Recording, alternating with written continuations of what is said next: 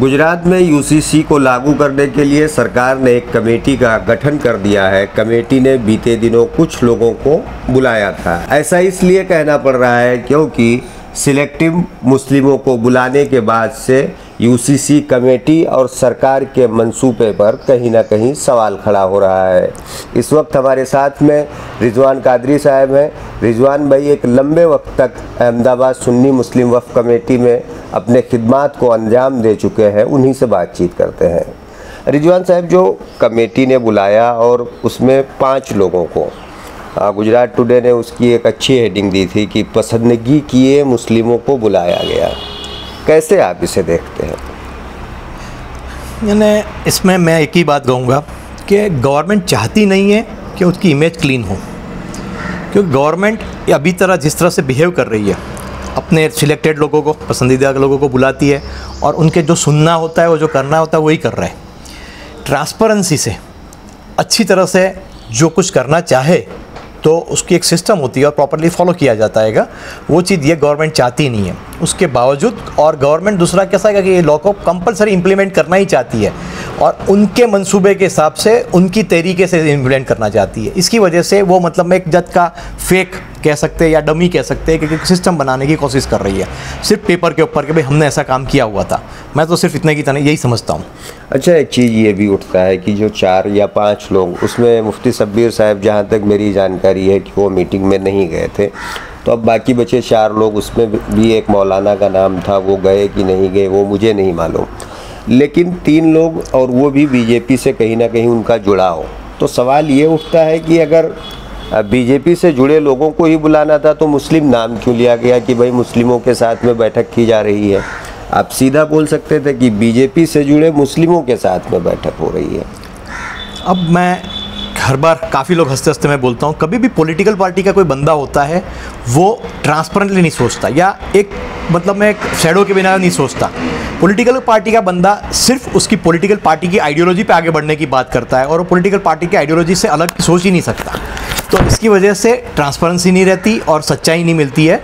यानी आपकी बात को मैं इस तरह से कहूँगा कि सिर्फ गवर्नमेंट को, अभी इसके पहले भी मैं आपको ऑलरेडी जवाब दे चुका हूँ कि गवर्नमेंट सिर्फ चाहती है उनके जो करना है वही करना है, सिर्फ पेपर के ऊपर सिर्फ एक दिखावा करना चाहती है, उसके अलावा दूसरा कुछ नहीं है। दूसरी सवाल एक ये भी है कि मुस्लिमों में बहुत सारी सामाजिक संस्थाएं हैं, धार्मिक संस्थाएं हैं जो लंबे वक्त से इसका विरोध करती आ रही हैं, लेकिन कमेटी से जुड़े लोगों ने अभी तक इन लोगों से कोई बातचीत करने के लिए न्योता या आमंत्रण नहीं दिया है। इसे आप कैसे देखते हैं और क्या आपको लगता है कि अगर बुलाएं तो मुस्लिमों की जो नाराज़गी है उसको सही तरीके से वो बता सकते हैं? देखो, मैं फिर से 2 बातों पे गौर करने की बात करूँगा। पहले तो गवर्नमेंट क्या मैसेज देने की कोशिश करती है कि ये लॉ लाके मुसलमानों में एक रिफॉर्म लाना चाहती है। अब उसको 2 तरीके से देखा जाए। जो मुसलमान में रिफॉर्म लाना चाहती तो आदिवासी में क्यों रिफॉर्म लाना नहीं चाहती? जो सच में रिफॉर्म है तो मुसलमान आदिवासी को दोनों के लिए काम होना चाहिए। ये वजह से ऐसा लग रहा है ये रिफॉर्म नहीं है, सिर्फ मुसलमानों को विक्टिमाइज करने की कोशिश कर रहा है। एक ये वाली बात है। और सेकंड आपने वाली बात की कि सच में रिफॉर्म लाना है तो प्रॉपर लोगों को मिलेंगे, प्रॉपर लोगों से डायलॉग होगा, प्रॉपर लोगों से सिस्टम बनेगी और हर एक लोगों से सही तरीके से बात करी जाएगी। ये हो ही नहीं रहा। मगर यानी मैं आपको वही बता दूं कि आप अभी ये कहने की कोशिश कर रहे हो कि सही मानों में अपने पारदर्शिता से आगे काम नहीं हो रहा। वही सच है और वही सच को गवर्नमेंट आगे बढ़ाना चाहती है।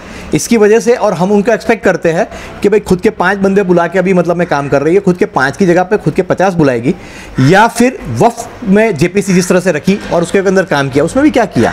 सिर्फ एक दिखावा किया, एक बड़े लेवल पे दिखावा किया। रिफॉर्म्स क्या लाए? कुछ काम नहीं करा। जो सुझाव दिए गए उसमें सच्चे सुझाव को सही मायने में माना गया? नहीं माना गया। उनके जो करना था वही किया है। तो इसी वजह से 5 को बुलाए, 50 को बुलाए कि 50,000 को बुलाते हैं, कोई फ़र्क पड़ने वाला नहीं है। ये हमारी पर्सनल फीलिंग है और वो गवर्नमेंट की लाइन एक्शन में बिल्कुल नज़र आता है।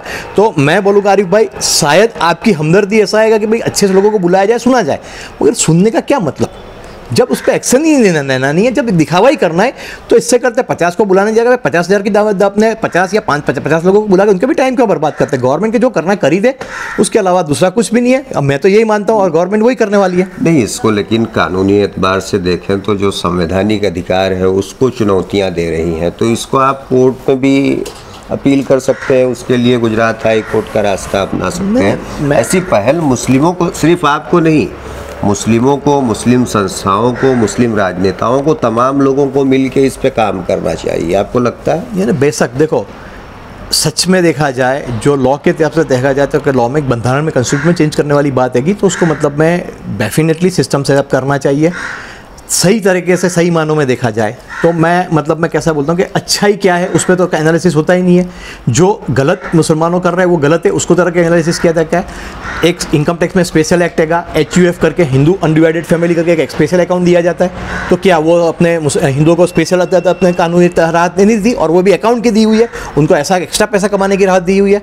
तो क्या वो कॉमन सिविल लॉ में नहीं लाना चाहिए, कॉमन लॉ में नहीं लाना चाहिए? ऐसे तो काफ़ी हद तक की बात है कि उसके अलावा लॉ के अंदर मतलब मैं ऐसी वाली बात की हुई है, जैसे उत्तराखंड के अंदर लॉ में जो आया हुआ है कि भाई अपने लिव इन रिलेशनशिप को अलाउ किया हुआ है। अब लिव इन रिलेशनशिप को अलाउ कर रहे हैं, यानी आप मतलब मैं आपकी सोच बड़ी बता रहे हो एक, और सामने आप कह रहे हो कि मतलब मैं आप अंदर मतलब फैमिली में रिलेशन में, जैसे मुसलमानों में होता है कि भाई अपने फूफी के, मामू के बच्चों के साथ शादी होती है तो वो शादी नहीं कर सकते, मगर फिर उसमें एक और कानून के तहत मना करके जो जगह पे ऐसी ट्रेडिशन है, क्यों, ये मुसलमानों में सिर्फ नहीं है, साउथ में है, महाराष्ट्र में है, ऐसी ट्रेडिशन है, वहाँ पे हिंदुओं में भी मतलब में अंदर शादी होती है, तो वो लोग को अलाउ किया, उसको मतलब में इसमें से निकाल दिया हुआ है। यानी कहने का मतलब कि ये लॉ सिर्फ मुसलमानों को विक्टिमाइज करने के लिए लाया जा रहा है, और उनको खबर है कि जहाँ से विरोध होने वाला है तो उनको मतलब में वो लोग को विरोध ना हो, इसकी वजह से ऐसा कितनी चीज़ों में जो बोलते हैं ना छटकबारी भी रखी हुई है। तो मैं सिर्फ इतना ही कहूँगा, ये लॉ कोई मुसलमानों में रिफॉर्म लाने की नीयत से नहीं ला रहा है, ये लॉ सिर्फ एक तबका है उसको खुश करने के लिए लाया जा रहा है। वो तबके को ऐसा बताया जा रहा है कि भाई मुसलमानों का तुष्टीकरण हो रहा है, मुसलमानों का तुष्टीकरण हो रहा है। कौन से बेस पे तुष्टीकरण हुआ, और तुष्टीकरण होके मुसलमान ने कौन से 4 चांद लगा दिए? तुष्टीकरण हुआ होता सच में, और सच में उनको कुछ पावर मिले होते तो कहीं ना कहीं पहुंचे होते। आज उनकी हालत ये नहीं होती। आज की उनकी हालत यही बता रहा है कि तुष्टीकरण सिर्फ नामों में है, शब्दों में है, सही मानों में मुसलमानों का रिफॉर्म्स हुआ ही नहीं है, और कोई चाहता नहीं है मुसलमानों का रिफॉर्म हो इसकी वजह से। तो इसमें मैं सिर्फ इतना ही कहूँगा, ये एक जब दिखावा है, टाइम पास है, और कितने लोगों का पॉलिटिकल एजेंडा है, कितने लोगों को सिर्फ ये दिखाने की कोशिश की जा रही है कि भाई मुसलमानों के साथ हम लोग देखो ऐसा करते हैं, आप खुश हो, दूसरा कुछ नहीं। और ऐसे लोगों को मैं ये कहना चाहूँगा कि भाई मुसलमानों के साथ कुछ लॉ में चेंज आया तो क्या उनके घर के मतलब में अपने दाल का रेट बदला जाएगा, या उनके बच्चों को जॉब मिल जाएगी? ऐसा कुछ होने वाला नहीं है, मगर वो खुश होते हैं ये देखो मुसलमानों के साथ ऐसा कुछ हुआ है। सिर्फ ऐसा एक दिखावा करके पॉलिटिकल स्टंट किया जाता है, सिर्फ वोट बैंक की राजनीति करी जाती है। बाकी सच में देश को में कोई रिफॉर्म लाने की बात नहीं है। मुसलमान देश का पार्ट है, मुसलमान देश के अंदर तकरीबन समझो ने कि 15% से लेकर 20% के करीब है। अब इतनी % देश की आबादी जो मतलब में आगे नहीं आएगी तो देश आगे नहीं आएगा। इसकी वजह से प्रॉपरली काम होना चाहिए, और उसको मुसलमान और हिंदू का टैग नहीं लगना चाहिए। हर इंडियन, हर भारतीयों का हक हैगा सही तरह से रह सके, सरल तरह से मतलब को पावर मिलना चाहिए और सही तरह से आगे बढ़ सकना चाहिए, उस पर कोशिश होनी चाहिए। तो रिजवान साहब थे, रिजवान साहब ने साफ तौर से कहा कि UCC को लेकर जो सरकार की नीयत है वो साफ नहीं है, और इसीलिए कुछ चुनिंदा लोगों को बुलाकर ये मीटिंग की गई, और उसमें मुस्लिम समुदाय के लोगों की सोच क्या है उन चुनिंदा लोगों के मुंह से सुनी गई। UCC कमेटी से जुड़े लोगों को मुस्लिमों की सियासी रहनुमाई क्या है, मुस्लिमों की इस बिल को लेकर सोच क्या है, उसको जानना था। तो मुस्लिमों के धार्मिक संस्थाओं को बुलाना चाहिए। जिन लोगों को बुलाया गया था उनके चेहरे को देखकर ऐसा लगता है कि ये मुस्लिम समुदाय के साथ ही साथ BJP अल्पसंख्यक मोर्चा से जुड़े सदस्य हैं। इसीलिए सरकार और UCC की कमेटी से जुड़े लोगों के मंसूबे पर सवाल खड़ा होता है।